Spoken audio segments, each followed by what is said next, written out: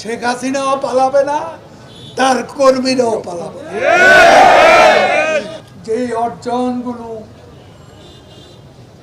বাংলাদেশকে বিশ্ব দরবারে প্রশংসিত করেছে, সম্মানিত করেছে, প্রধানমন্ত্রী শেখ হাসিনার এই অর্জনগুলো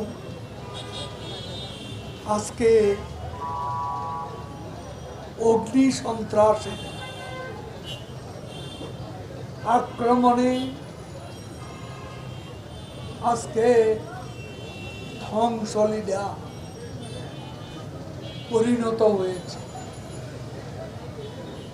আজ বাংলাদেশের স্বাধীনতার আদর্শ আক্রান্ত।